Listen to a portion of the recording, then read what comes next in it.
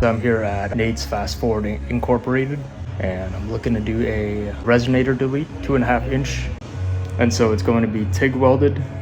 I believe it was a T304 steel. All right, everyone. So upon inspection, I just got out of the shop.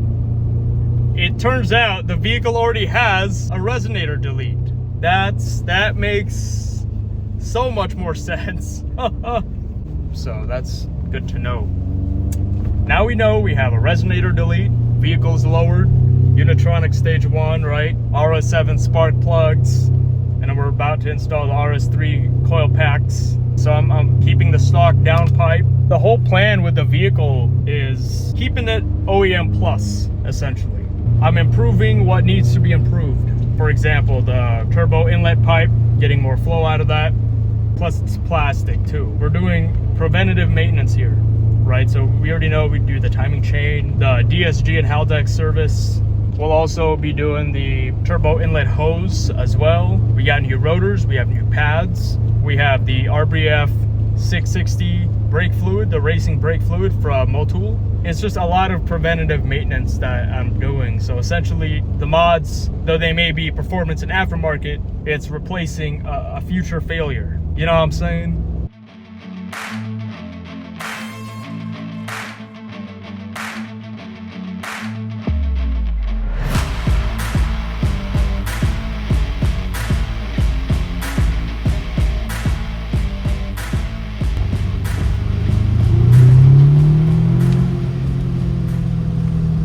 As you can see on the previous clip, we just installed the ECS tuning turbo inlet hose. Upon test driving, it went great.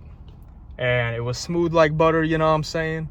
So I believe my transmission is tuned, because I did a bunch of research, and if you're D1, right? So if you're in regular drive mode, it'll show D1, D2, D3, D4, etc. right? A bunch of users and people, if your gauge cluster shows that when you're in regular drive mode, it means your transmission, your TCU, is tuned.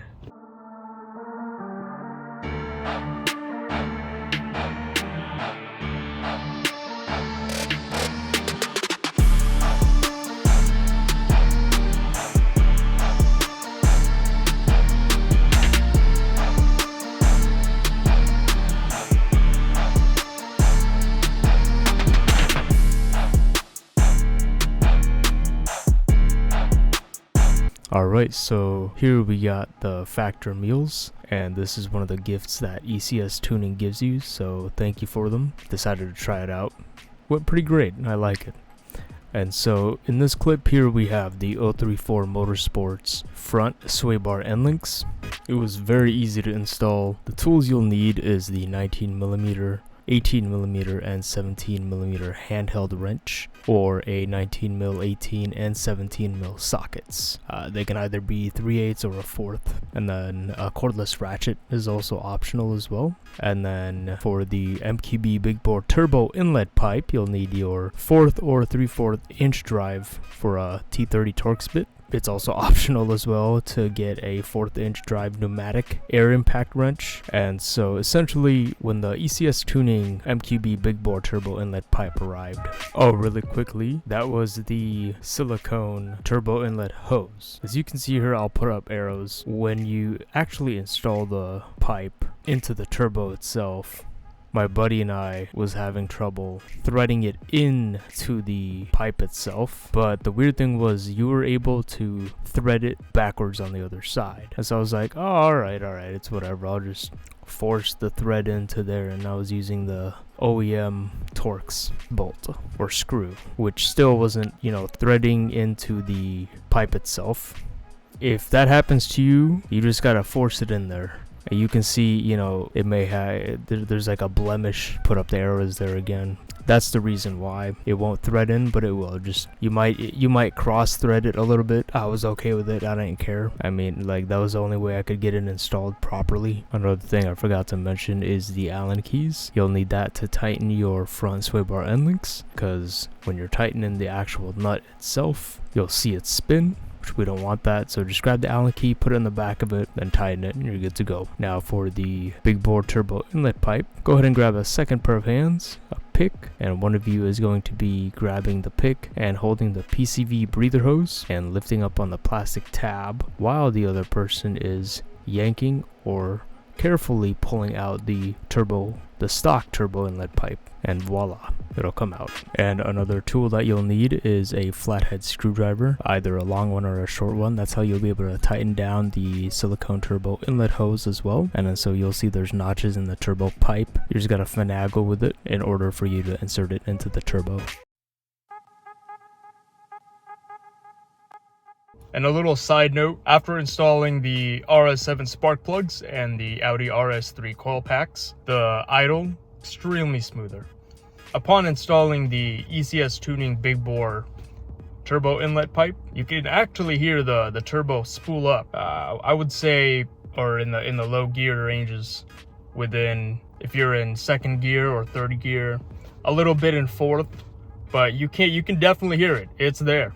When the PSI is high. So not that I care, I mean, it's cool and all that I could hear that, but we're getting more airflow essentially. So now before we move on here to the oil change clip, the tools that you'll need for this job is a screwdriver or a flathead screwdriver, a ratchet, torque wrench, and a 32mm socket, and a CTA 1037, which is the oil drain plug tool. It's much easier for you to remove it, but I just use a flathead in this case. And so if you have the plastic oil pan, you'll need the oil drain plug as well.